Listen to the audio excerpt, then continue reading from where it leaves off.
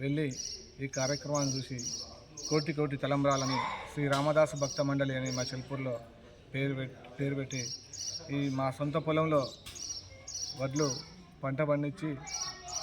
భద్రాచలం కళ్యాణానికి తలంబ్రాలు తీసుకెళ్ళడం జరిగింది.